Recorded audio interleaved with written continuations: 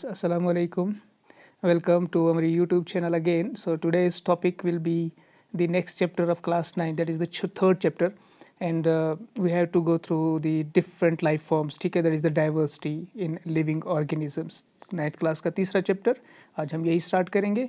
तो चलिए इसमें देखते हैं. इस वीडियो के अंदर आप देखेंगे कि हम इसका इंट्रोडक्शन पढ़ेंगे और हिस्ट्री के बारे में जानेंगे. Is that clear? So keep your notebooks with you and write the important points and the history whatever comes next. Okay, so let's get started.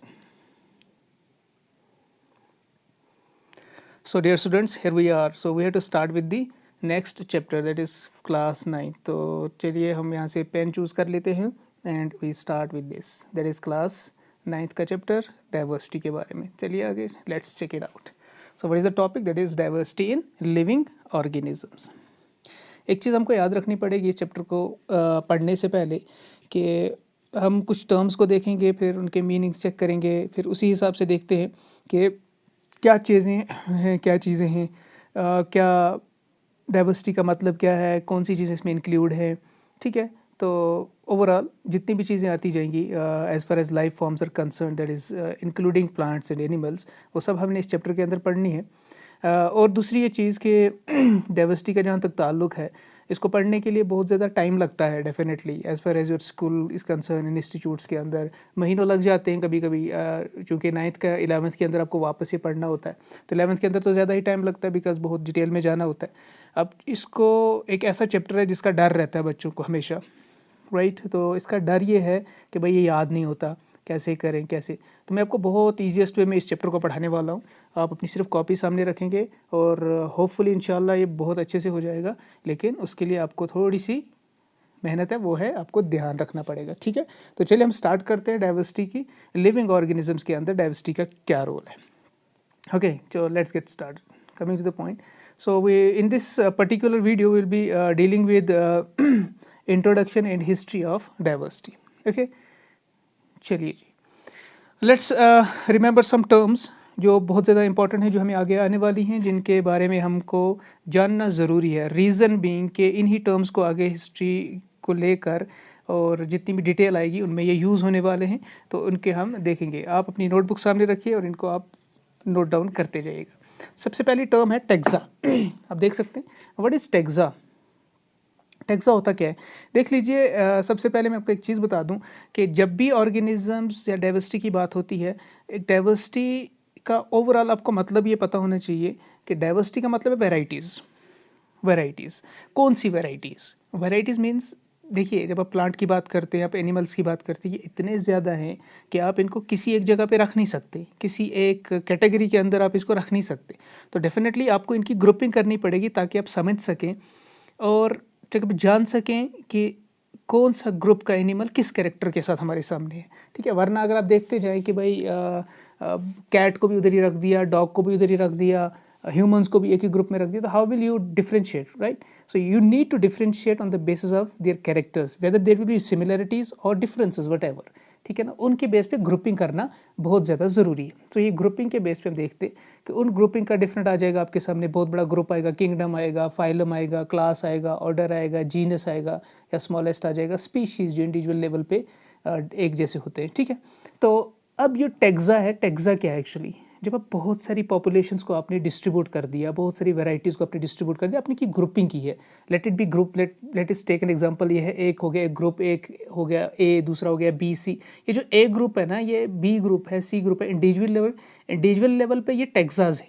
Okay, diversity के अंदर इसको टेक्सा बोलते हैं. ठीक है, ये वो ग्रुप है जिसके अंदर ऑर्गेनिजम्स को क्लासीफाई किया जाता है सिमिलैरिटीज़ और डिफरेंसेस के बेस पे.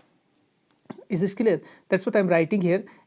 A group of organisms that are classified on the basis of similarities and differences, right?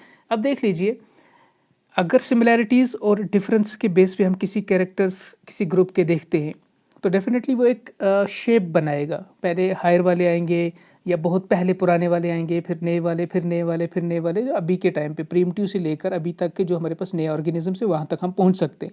ठीक है, तो इस चीज़ को देखने के लिए हमें डेफिनेटली ग्रुपिंग की ज़रूरत पड़ती है. ऑलराइट, सो नाउ टेक्सा अगर मिल जाए बहुत सारे, यानी टेक्सा हो गया एक ग्रुप. अब ये ग्रुप्स अगर मिलाए दें हम तो ये क्या बनाएंगे, ये एक लैडर बनाते हैं, एक सीढ़ी बनाते हैं, जिसको बोला जाता है टेक्सोनिमिक हायरार्की। टेक्सोनिमिक और हायरार्की, हायरार्की मीन्स सीक्वेंशियल, एक लेवल, दूसरा लेवल, तीसरा लेवल, ऐसे, या एक ऊपर नीचे ऐसे, आप जैसे आप सीढ़ियों पे चढ़ते हैं तो इस तरह हायरार्की होती है, ठीक है। तो टेक्सोनोमिक हायरार्की टेक्सा मिलाकर बनाते हैं, ठीक। अगर आप देखना चाहें, मैं आपको यहाँ थोड़ा सा एक डायग्राम देख लीजिए, दिस लुक, ये एक स्टेप हो गया, ये दूसरा हो गया, ये तीसरा हो गया, ये चौथा, ये पांचवा, ये छठा, ठीक है। तो ये जो आप देख रहे हैं, ये 7 चीज़ें, ये चीफ ग्रुप्स, आप देख लीजिए 7 chief groups, chief major groups, okay, systems बना रही हैं, किसकी क्लासिफिकेशन, जो हम अभी आगे पढ़ने वाले। इसका मतलब अगर आप किंगडम को लेंगे या आप फाइलम या डिवीजन को लेंगे, ये फाइलम और डिवीजन दो अलग चीज़ें क्यों हैं? फाइलम जब आप लेते हैं तो तब आप लेते हैं किसके अंदर? एनिमल्स के अंदर। जब आप डिवीजन लेते हैं तो डिवीजन प्लांट्स के अंदर होता है, प्लांट्स के अंदर फाइलम के बदले डिवीजन यूज़ किया जाता है। तो उसके बाद हमें क्लास आती है, then we have to order, then family, then genus and then species, okay. So what is a kingdom now? Kingdom is a taxon. Kingdom में खुद अपनी जगह पे एक टैक्सा है, एक टैक्सॉन है। इसी तरह फाइलम एक टैक्सॉन है, क्लास एक है, ऑर्डर है, फैमिली है, जीनस है, स्पीशीज है। ये सारे अपनी अपनी जगह पे क्या है? ये डिफरेंट चीज़ें रखते हैं और ये अपनी अपनी जगह पे एक टैक्सा बनते हैं, ठीक है। तो यही मैंने आपको इस टर्म के अंदर बता दिया, टैक्सा ये ग्रुप है जिसके अंदर डिफरेंट चीज़ें, सिमिलैरिटीज और डिफरेंसेस के बेस पे एक ऑर्गेनिज्म को प्लेस किया जाता है। Now what is taxonomy? अब टैक्सोनॉमी क्या है? अब देख लीजिए, टैक्सोनॉमी एक सब्जेक्ट है एक्चुअली।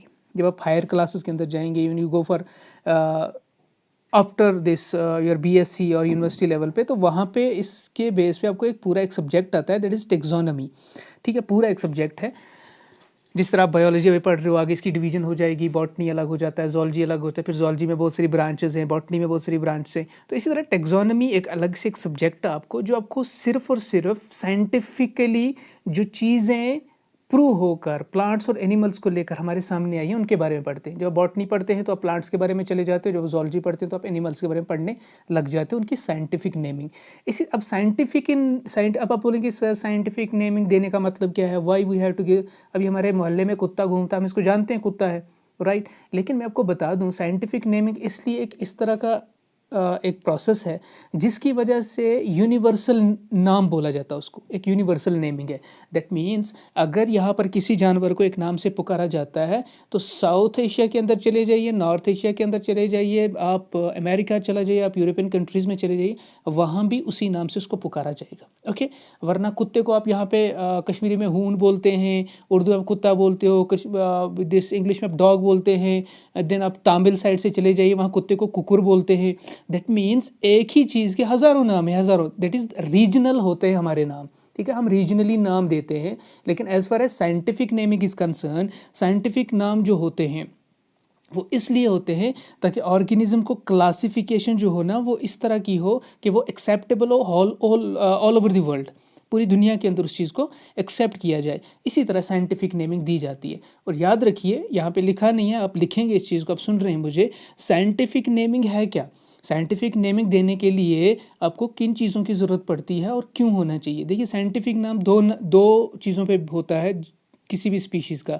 एक आप जेनरा उसका देखते हैं किससे बिलोंग करता है, और उसकी स्पीशीज़ जो आपने देखा, वो आप कोई भी नाम रख सकते हैं, ठीक है। वो आप अपना नाम भी कभी आपने देखा होगा, कुछ ऐसा उटांग पटांग सा नाम होता है, तो वो जेनरा स्पीशीज़ का नाम आप दो चीज़ों को मिलाकर होता है, ठीक है। वो अब बाद में मैं आपको और डिटेल में बता दूंगा, सामने जब चीज़ें आएंगी समझना आसान होगा।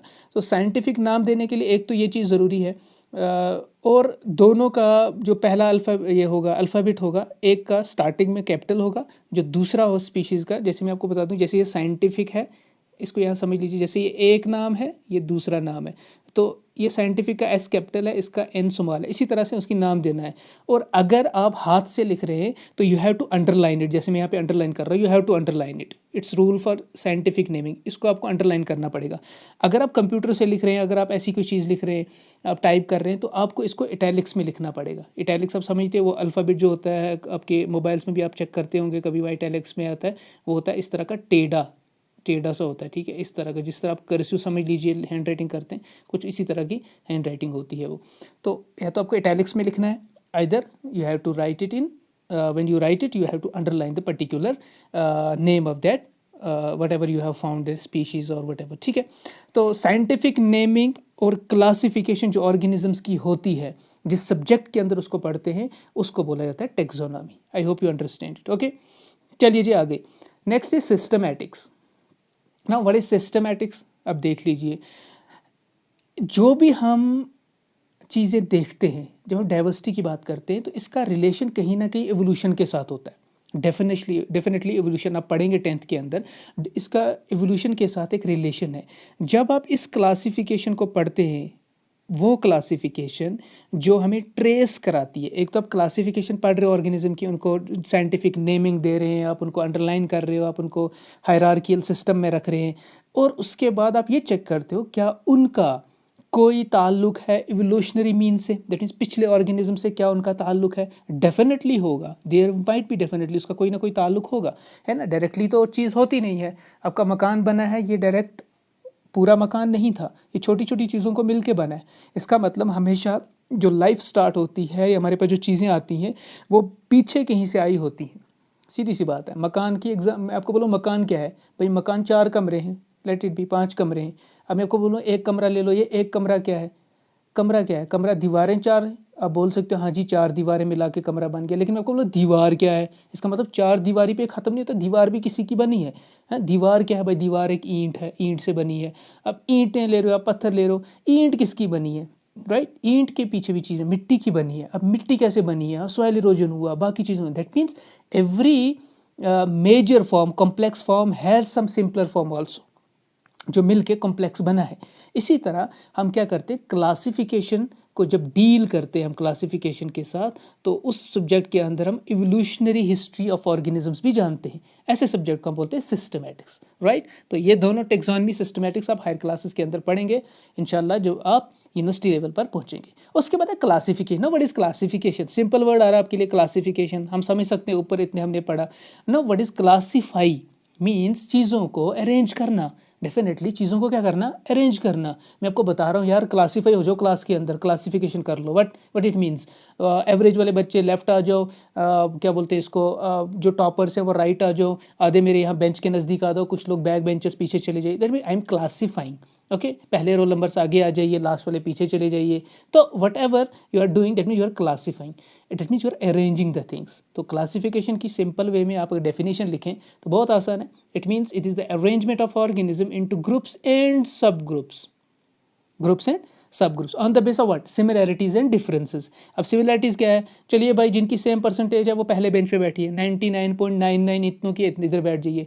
अब चलिए भाई 50 वाले उधर बैठ जाइए। अब कुछ हैं जिनकी एक की 60 है, एक की 50 है, एक की 40 है, वो लास्ट बैठ। That means I am dividing them, or I am classifying, arranging them on the basis of similarities and differences. Okay, simple way में इसी तरह के हम ऑर्गेनिजम्स के कैरेक्टर्स के अंदर चेक करके भी कर सकते हैं, और उनको हम प्लेस करते हैं डिफरेंट टेक्सास के अंदर, ग्रुप्स के अंदर। Clear? Okay, now next is biodiversity. देखिए, नाउ व्हाट इज बायो? हम बायोलॉजी पढ़ रहे हैं, what is bio? Bio means life, पढ़ते हैं हम। Diversity means variety. स्टार्टिंग में आपको बताया, तो you can write that means diversity in life forms.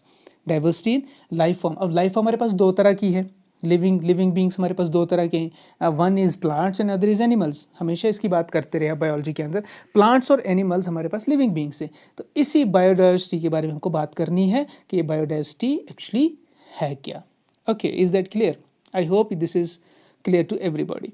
तो इसी बायोडाइवर्सिटी को लेकर हम आगे चलेंगे और देखेंगे ऑर्गेनिजम्स किस तरह क्लासीफाई हुए हैं। So let's move to the next slide. Now see, जो मैंने हायरार्की की आपको बात की थी अभी, कि hierarchy of classification of groups किस तरह होती है, तो मेजर 7 ग्रुप्स में की गई है। अब ये 7 ग्रुप्स क्या हैं, चलिए देखते हैं। 7 ग्रुप्स हैं हमारे पास। सबसे जो सबसे हाईएस्ट है उसको बोला जाता है किंगडम, सबसे highest largest group. Okay, kingdom, that means इसके अंदर बहुत सारी चीज़ें होंगी। अब किंगडम है क्या? किंगडम बहुत सारे फाइलम्स को मिलाकर बनता है। किंगडम्स कितनों को मिलेगा? मिलाकर किंगडम बनता है, बहुत सारे फाइलम्स को मिला के। When number of phylums arrange themselves and combine together they form the kingdom. ठीक है ना, वो क्या बनाएंगे? किंगडम। इसी तरह किंगडम या फाइलम या डिवीजन बना रहे हैं, उसके बाद फाइलम बन रहा है ना। फाइलम क्या बनेगा? फाइलम होगा बहुत सारी क्लासेस को मिलाकर फाइलम बनेगा। क्लियर? उसके बाद क्लास क्या है भाई? क्लास बहुत सारे ऑर्डर्स होंगे, उनको मिलाकर क्लास बनेगी। ऑर्डर कैसे बनेगा, बहुत सारी फैमिलीज़ को मिलाकर ऑर्डर बनेगा, और बहुत सारे ग्रुप्स को मिलाकर फैमिली बनेगी, और बहुत सारी स्पीशीज़ जब मिलाते हैं तो वहाँ पे जीनस बनता है। और जब स्पीशीज़ की बात करें तो बहुत सारे इंडिविजुअल एक ही कैरेक्टर के मिलाकर एक स्पीशी बनती है, like we people, Homo sapiens जिनको हम बोलते हैं ह्यूमंस। ठीक है, तो बहुत सारी एक ही स्पीशी है मगर पूरी दुनिया के अंदर है, हर जगह पे मौजूद है। दैट मीन्स स्पीशीज़ बड़ी हो सकती है, छोटी हो सकती है। एक पॉइंट आप लोग याद रखेंगे, जब आप नीचे से ऊपर जाते हैं, that means when you go from species to kingdom system, आप स्पीशीज से ऊपर जा रहे हैं, आप इनको अगर रिलेट करते जाएंगे तो similarities in the characters decreases. इस चीज़ को याद रखिएगा, similarities in the character decreases, यानी सबसे ज़्यादा सिमिलैरिटीज हमें किसके अंदर मिलेगी, वो होगी हमारे पास स्पीशीज, सबसे ज़्यादा सिमिलैरिटी। ठीक है, ओके। उससे कम सिमिलैरिटी ऊपर चली जाइए, जीनस में मिलेगी, उससे कम फैमिली में मिलेगी, उससे कम ऑर्डर में। दैट मीन्स इसके अंदर ग्रुपिंग जो होगी, लार्ज नंबर ऑफ कैरेक्टर वाले ऑर्गेनिजम्स आते जाएंगे, इसमें डिफरेंस वाले भी हो सकते हैं। ठीक है, इसका मतलब मैं ये बता रहा हूँ आपको, जब आप स्पीशीज से किंगडम की तरफ जाएंगे, जब आप इस हायरार्कियल सिस्टम को देखेंगे और आप इस सीढ़ी को ऊपर चढ़ते जाएंगे, तो आप जितना स्पीशीज से दूर जाओगे, जितना आप स्पीशीज से दूर जाएंगे, जितना आप किंगडम की तरफ चलते जाएंगे, उतना आप सिमिलर कैरेक्टर से दूर होते जाएंगे। Is that clear? That means kingdom के अंदर बहुत ज़्यादा चीज़ें होंगी, डिवीजन के अंदर, फैलम के अंदर उससे कम होंगी, क्लास के अंदर उससे कम होंगी, ऑर्डर के अंदर उससे कम, फैमिली के अंदर उससे कम, जीनस, और फिर lastly species. I hope this is understood to everybody. So this ladder is very important, इसको आपको याद रखना है, इसको याद रखना है आपको। ठीक है, क्लासिफिकेशन के अंदर इसको याद रखना बहुत ज़्यादा ज़रूरी है। सबसे टॉप लेवल ऑफ किंगडम याद रखेंगे, फिर आप फाइलम याद रखेंगे, फिर उसके बाद आप क्लास याद रखोगे, फिर उसके बाद आप ऑर्डर याद रखेंगे, फिर उसके बाद आप फैमिली याद रखेंगे, फिर आप जीनस, और उसके बाद आप स्पीशीज याद रखेंगे। Is that clear? Okay, now this system, this ladder system is called as hierarchical system of classification. Okay, remember this hierarchical system of classification of groups. तो इसमें कितने आते हैं टोटल? 7 यहाँ पे लिखा है, 7 चीफ मेजर ग्रुप्स हैं, 7 ग्रुप्स हैं। These are the 7 groups. इन ग्रुप्स का नाम यहाँ पर मैंने आपको दे दिया है, आप इसको लिख के रखिएगा। ठीक है, चलिए आगे बच्चों। Okay, now what is the history, coming to the main important thing, history. History के अंदर देखिए कंट्रीब्यूशन बहुत लोगों का था, बहुत ज़्यादा लोगों का कंट्रीब्यूशन है as far as classification concern. छोटी छोटी चीज़ों पे हर एक ने काम किया ही है, बट मैं मेजर कुछ यहाँ पे लेकर उनका नाम लिखने वाला हूँ, और आपको लिखा है सामने, आप इसको उतारिएगा। इसमें बहुत सारे मुस्लिम साइंटिस्ट का भी ये है कंट्रीब्यूशन है, जिनका अक्सर जो है स्किप किया जाता है, नहीं पढ़ाते हैं, बट मैंने यहाँ पे मेंशन किया हुआ है, कुछ ना कुछ हाथ उनका भी इसके अंदर रहा है। सो let's move head for the history of classification. सबसे पहला काम किसने किया? एरिस्टोटल हर जगह पे हाथ मारता ही था, तो यहाँ पे भी मारा हुआ है, देख लीजिए। हिस्ट्री सबसे पहले एरिस्टोटल का नाम है। इसने क्या किया? इसने ग्रुप कर दिए ओवरऑल जितने ऑर्गेनिजम्स इसके पास इसको हैं। इसने बोला भाई सब के सब 2 कैटेगरी में बांटते हैं हम, एक तो हो गया प्लांट, दूसरा हो गया एनिमल्स। तो इसने प्लांट और एनिमल को ग्रुपिंग कर दी इनटू 2 ग्रुप्स, 2 जगह पे इसने बांट दिया, 2 चीज़ों के अंदर बांट दिया। एक को नाम दे दिया प्लांटे, दूसरे का नाम दे दिया एनिमेलिया, ये इसने दे दिया एरिस्टोटल ने। ठीक है, उसके बाद एक साइंटिस्ट थे अबू उस्मान उमर अल जहीज़, अबू उस्मान उमर अल जहीज़। इसने क्या किया? इसने 350 एनिमल स्पीशीज़ को जांचा और उसके ऊपर इसने स्टडी की। 350 species, that is a lot. 350 species बहुत होता है। और सबसे ज़्यादा इसका जो काम रहा है that is on the life of ants. जो चींटियाँ हैं, उन एंट्स की लाइफ के ऊपर इसने बहुत ज़्यादा स्टडी की, बहुत ज़्यादा उसके बारे में पढ़ा। ठीक है, तो इसका मतलब डेफिनेटली इसका भी हाथ है इसके अंदर। अबू उस्मान उमर अल जहीज़, साइंटिस्ट नंबर 2। देन उसके बाद एक थे इब्ने रुशद। इब्ने रुशद ने भी क्या किया? इसने एरिस्टोटल की एक बुक थी, डे एनिमा, सोल के रिलेटेड कुछ किताब है वो। इब्ने रुशद उसने उस किताब को ट्रांसलेट किया, उसने उसको ट्रांसलेट किया अरबिक्स के अंदर। किसने? इब्न रुशद ने उसको ट्रांसलेट किया अरबिक्स के अंदर, और जितनी उसके अंदर नॉलेज थी वो ट्रांसफ़र की, और जाके पता चल सके what he is actually up to, क्या चीज़ें वो देखता है, लिखता क्या है। ठीक है, तो वो सब डेफिनेटली उसने जो भी अपने फिर साइंटिफिकली काम किए होंगे, उन चीज़ों को देखता होगा और लिखा होगा, उन सब के बारे में यहाँ पे आ गया। ठीक है, तो डी एनिमा बुक को इब्न रुशद ने अरबिक में ट्रांसलेट किया। उसके बाद एक और है एंड्रिया कैसलपियानो। इन्होंने क्या किया? इसने मेथडोलॉजिकल अरेंजमेंट दिया। अब देखिए, एक होता है अरेंजमेंट, एक होता है मेथडोलॉजिकल अरेंजमेंट ऑफ प्लांट्स। इसने, इसका मतलब क्या है? इसने सीक्वेंस एक अता कर दी, इसको बताई सीक्वेंस कैसे करेंगे हम। तो सीक्वेंशियल अरेंजमेंट जो की वो प्लांट्स की, वो किसने की? वो की इसने एंड्रिया कैसल पियानो ने। और इसने जो 15 मेन ग्रुप्स दिए, कितने 15 मेजर ग्रुप्स इसने दिए, जिनका इसने नाम रख दिया जेनेरा। इसका मतलब इसका भी हाथ है किसके अंदर, इसकी हिस्ट्री के अंदर, इसकी कंट्रीब्यूशन के अंदर। उसके बाद थे जॉन रे। नेक्स्ट जॉन रे ने अपनी जितना भी उसने काम किया था क्लासिफिकेशन के ऊपर, एक तो उसने काम किया, दूसरा उसने पब्लिश भी किया था। So he published his work right on plant classification. उसके बाद आगे हमारे पास थियोप्रेस्टस जो था, उसने डेफिनेटली क्लासिफिकेशन के अंदर काम किया। असल में इसका काम आता है आर्टिफिशियल सिस्टम ऑफ क्लासिफिकेशन के अंडर में। इसको आप अगर लिखेंगे अपने सामने तो लिख लीजिए, थियोप्रेस्टस जो था, उसका जो काम था, दो सिस्टम थे क्लासिफिकेशन, एक था आर्टिफिशियल और एक था नेचुरल सिस्टम। इसका हाथ था आर्टिफिशियल के अंदर। आर्टिफिशियल का मतलब यहाँ पे ये था कि he took the some physical characters, like he took height as an example, या उसने देखा कि भाई कौन से प्लांट छोटे हैं कौन से बड़े हैं, उस बेस पर उसने जो है इनको डेफिनेटली ग्रुपिंग कर दी। किसने, थियोप्रेस्टस ने। तो he grouped plants on the basis of physical appearance, 4 major groups on the basis of physical appearance into 4 major groups. 4 major group क्या थे, वन वाज, एक तो हो गया ट्री, सबसे बड़े जो उसको देखे वो ट्रीज थे। उसके बाद उसने बोला भाई श्रब्स, उसके बाद जो उनसे छोटे अंडर श्रब, हर्ब्स सबसे छोटे, ठीक है ना। तो इसका मतलब इसने 4 ग्रुपिंग कर दी, किसकी, प्लांट्स की। 4 तरह के ग्रुप्स बनाए इसने। उन ग्रुप्स का नाम मैंने आपको बता दिया, एक तो ट्रीज थे, श्रब्स थे, अंडर श्रब्स और हर्ब्स। इन चीज़ों के लिए इसने काम किया। चलिए जी आगे। उसके बाद हम यहाँ पर देखते हैं, next is very important, Carolus Linnaeus. इसका तो डेफिनेटली काम ही काम है, इसने बहुत काम किया इसके लिए। आज का जो मॉडर्न सिस्टम ऑफ क्लासिफिकेशन है, या जितना भी हमारे पास इस टाइम पे क्लासिफिकेशन का मादा मौजूद है, मटेरियल मौजूद है, वर्क मौजूद है, या जानते हैं, उसके अंदर कैरोलस लीनियस का बहुत बड़ा हाथ है। देखते हैं क्या हाथ है इसका।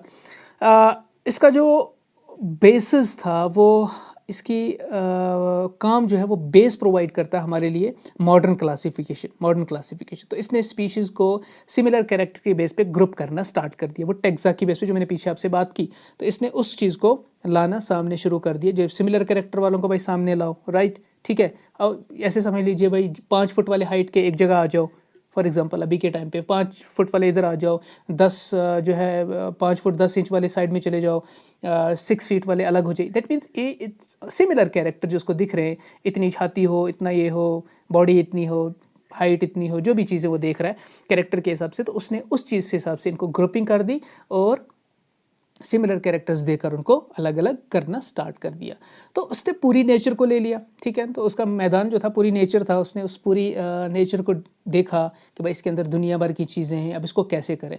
तो इसने इस नेचर को, कैटेगरीज को किंगडम के अंदर छाप दिए, सारे किंगडम को, ठीक है ना। 3 मेजर कैटेगरियाँ इसने दे दी अपनी उस बुक के अंदर, जिस बुक का नाम था सिस्टेमा नेचराई। उस बुक का नाम था जिसके अंदर इसने इस काम को पब्लिश किया था, लिखा था। So he divided nature into what, into 3 major kingdoms और categories. Number 1 was Vegetabilia. Now what is Vegetabilia? अरे भाई वेजिटेबल्स क्या है, सिंपल। इसका मतलब ये था, it is dealing with Plantae, जो वहाँ पे एरिस्टोटल ने ऑलरेडी बताया हुआ था। तो इसने वेजिटेबलिया रख दिए, बट सिमिलर कैरेक्टर के बेस पे डिफरेंशिएट करना स्टार्ट कर दिया। अब चल लीजिए, पहले वेजिटेबलिया हो गया, दैट मीन्स प्लांट्स के साथ। तो एनिमेलिया, ओके, दूसरी चीज़ ने एनिमेलिया एनिमल्स, और मिनरलिया दैट मीन्स मिनरल्स के साथ, ठीक है। तो अंडर अर्थ जो चीज़ें मिल रही हैं, ठीक है, जो कंपाउंड मिल रहे हैं हमें, उनके बारे में भी इसने काम किया और हमें बताया। चलिए, और भी लीनियस का कुछ काम है, देखते हैं क्या है। चलिए, और उसके बाद इसने क्या किया। हाँ, अभी हम साइंटिफिक नेमिंग की बात कर रहे थे ऊपर। तो साइंटिफिक नेमिंग जो है, method of scientific naming, very important. ये इंट्रोड्यूस किसने किया है एक्चुअली? ये इसी लीनियस ने किया। That means method of different species, classification system के अंदर जो हमारे पास डिफरेंट स्पीशीज़ हैं, उनको इंट्रोड्यूस करने के लिए किसने काम किया? लीनियस ने काम किया, ठीक है। अब देखते हैं हम कि भाई इस जो इतनी सारा काम हुआ, इसके ऊपर जो क्लासिफिकेशन सिस्टम्स हैं उन पे क्या क्या सामने आता है। तो क्लासिफिकेशन सिस्टम्स को कंसीडर करके आप अगर चले, तो हमारे पास मेजर 2 तरह के सिस्टम्स हैं क्लासीफाई के लिए। एक तो हमारे पास है 2 किंगडम सिस्टम ऑफ क्लासिफिकेशन, बहुत पुराने था। Then we have 5 kingdom system of classification, ठीक है मेरे बच्चों। Now when you talk about 2 kingdom system of classification, two kingdom system देख लीजिए, ये डेफिनेटली लीनियस का इसमें रहा था। सबसे पहले इसमें प्लांटे और एनिमेलिया को इंक्लूड किया बिकॉज मेजर ग्रुप्स हमारे पास यही थे। ए सिमिलर, अब प्लांटे और एनिमेलिया को किस बेस पे इन्होंने किया था? प्लांटे के अंदर इन्होंने कुछ देखे भाई कैरेक्टर्स क्या है, प्लांट्स कांट मूव, लोकोमोटरी नहीं है, ठीक है, डायरेक्टली फूड नहीं खा रहे, डायरेक्टली जिस तरह ह्यूमंस एनिमल्स खा रहे उस तरह नहीं कर रहे, और ग्रोथ का डिफरेंस तो था ही, वो देख रहे थे किस तरह कुछ के अंदर ज़्यादा ग्रोथ है कुछ के अंदर कम है। अब प्लांटे और एनिमल को उन्होंने डिफरेंट कैरेक्टर्स चेक करके, एनिमल्स मूव कर रहे हैं, लोकोमोशन है, they have other processes than plants, तो जो भी था उन्होंने प्लांट्स और एनिमल्स को कैटेगरी कर दिया कि भाई प्लांट्स हो गए एक ग्रुप वाले, एनिमल्स हो गए। अब देखो प्लांट्स को भी अगर आप देखना चाहें, there are millions of species, there are अभी तक जो हमारे पास मौजूद हैं, जो हमने जाना है अभी तक नॉलेज में जो चीज़ें हैं, अगर आप देखें तो there are estimated about 10 million species. Species मतलब आप समझिए, species it's not total population. Species humans कितने हैं अभी, जो करोड़ों में पॉपुलेशन है हमारी, ठीक है ना, बिलियंस में पॉपुलेशन है पूरे वर्ल्ड के अंदर, ये एक ही स्पीशी है, ये एक स्पीशी है। That means there are 10 million species. ना अंदाज़ा लगाइए कितने होंगे। उस 10 मिलियन में से जो एस्टिमेटेड अमाउंट है, उस 10 मिलियन में से 1.5 is of plants and 0.5 million और 1.5 मिलियन जो है नोन है। दैट मीन्स प्लांटे के 1.5 मिलियन और एनिमेलिया की 0.5 मिलियन स्पीशीज़ हम तक नोन है। अब बाकी कितना बचा, there is lot now to know, तो वो सब हमारे पास अभी हमारे सामने नहीं है। इसका मतलब जान सकते हैं there are hundreds of species, more millions of species to understand and to look into. ना टू किंगडम सिस्टम तो हमारे पास आ गया प्लांटे एनिमली, लेकिन बाद एक साइंटिस्ट आए हैकल, उन्होंने बोला भाई ठीक है मानता हूँ मैं Plantae animal is okay, but एक ऐसे कुछ ऑर्गेनिजम्स ऐसे भी हैं जो प्लांटे का कैरेक्टर भी दिखा रहे हैं, वो एनिमल का भी दिखा रहे हैं, आप किस में रखोगे? ठीक है, तो उसने एक, हम बाद में आते हैं उस पर डिटेल पे कौन कौन से ऐसे थे। तो हैकल ने क्या किया, हैकल ने चैलेंज कर दिया प्लांट एनिमली को। अरे भाई, तो उसने क्या दिया, उसने थर्ड किंगडम इंट्रोड्यूस कर दिया जिसका नाम रखा प्रोटिस्टा। ओके, आप ये साथ समझ रखेंगे, प्रोटिस्टा। इसी से हमारा जो है एक्चुअली 5 किंगडम इमर्ज होता है।